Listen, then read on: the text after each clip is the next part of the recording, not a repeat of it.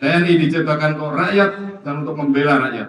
Jabatan Panglima Kodam 17 Cendrawasih yang sering berganti, terlebih dalam 3 tahun terakhir ini menjadi sorotan. Terbaru, Panglima TNI Laksamana Yudo Margono baru saja menunjuk Maijen Izak Pangimanan menjadi Pangdam 17 Cendrawasih, menggantikan Maijen Muhammad Saleh Mustafa. Mengutip Tribun-Papua.com, pengamat militer dari Center for Intermestic and Diplomatic Engagement, Anton Aliabas menyoroti fenomena itu. Dalam keterangan tertulisnya, Anton mengungkapkan dalam 3 tahun terakhir, pos pimpinan Kodam 17 Cendrawasih adalah yang cukup sering mengalami penyegaran.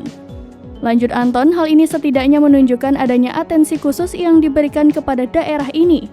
Kodam 17 Cendrawasih merupakan komando kewilayahan pertahanan yang meliputi Provinsi Papua, Papua Tengah, Papua Pegunungan, dan Papua Selatan. Anton juga menyebutkan latar belakang jabatan Pangdam 17 Cendrawasih umumnya dipegang oleh Korps Baret Merah atau Komando Pasukan Khusus. Menurut Anton, beberapa kali posisi Pangdam tersebut hanya dijabat kurang lebih dari 12 bulan. Anton berharap penunjukan Maijen Izak menjadi Pangdam 17 Cendrawasih bisa mengubah pendekatan dalam menghadapi dinamika di Papua.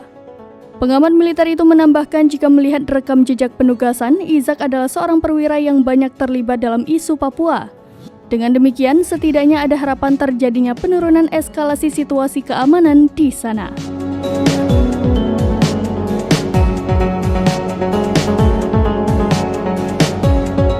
Demikian informasi terkini, Syedara Lon, saksikan terus berita lainnya di kanal YouTube Serambi News, website dan Facebook serambinews.com.